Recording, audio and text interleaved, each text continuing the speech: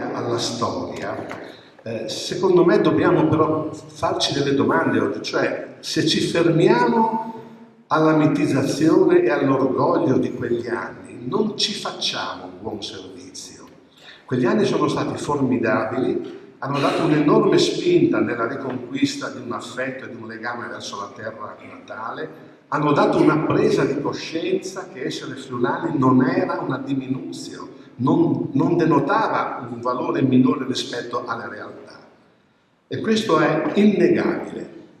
Però chiediamoci anche, questi frutti, questi germogli hanno dato veramente tutti i frutti che potevano dare? Nell'immediato sicuramente sì.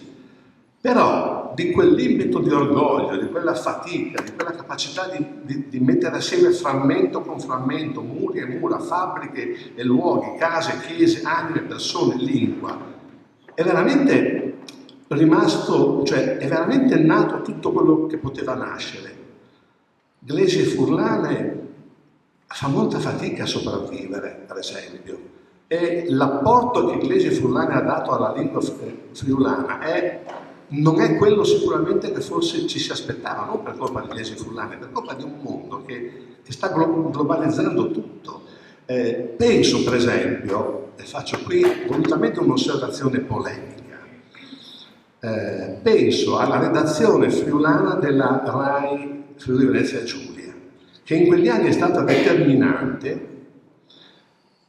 e oggi non ci accorgiamo che anziché assumere i giornalisti su base locale o regionale, sono assunti su base nazionale. Negli ultimi 2 o 3 anni sono arrivati qua 3 o 4 giornalisti professionalmente bravissimi, indiscutibili, che però non hanno niente a che fare con il nostro mondo, con la nostra terra, con la nostra lingua.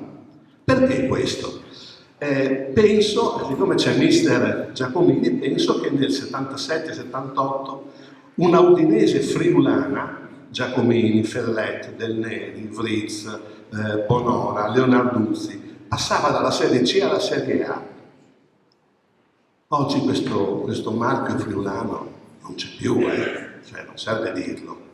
Oggi c'è, voi direte il mondo è cambiato, c'è la globalizzazione, tutto quello che volete, però c'è questo senso di appartenenza, non mi piace la parola identità che è un po' fossilizzante, si è come un po' sgretolato.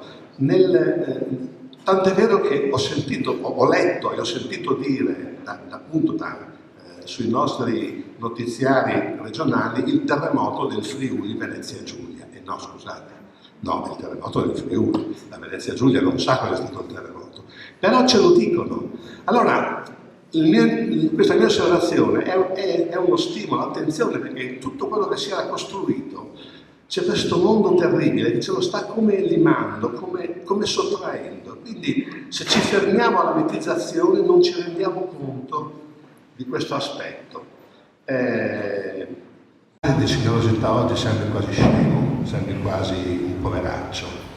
E invece il coraggio e la generosità sono stati il collante, il cemento che ha permesso una ricostruzione e una rimodulazione del mondo friulano come nessun altro avrebbe saputo fare. Ma non sono state solamente delle formule, ci sono state delle persone che si sono messe in gioco e che si sono regalate perché tutto questo potesse avvenire. E poi, siccome siamo allo Stellini, siccome ricordo una delle lezioni folgoranti che ebbi dal professor Sergio Sarti, di cui qui abbiamo il figlio Massimo, fu in prima liceo, quando parlò di Lucrezio e del suo De Rerum Natura. C'è un capitolo intero che Lucrezio dedica ai fenomeni naturali, quindi anche al terremoto. E quello sul terremoto si chiude così: gli uomini pensino pure che al cielo e alla terra sia dato per sorte durare in eterno, ma già dal presente pericolo la sola potenza insinua negli animi anche il timore che manca al di sotto dei piedi la terra improvvisa, e giù si sprofondi nel baratro e il tutto infinito travolto la segua e non resti del mondo che un'orma confusa.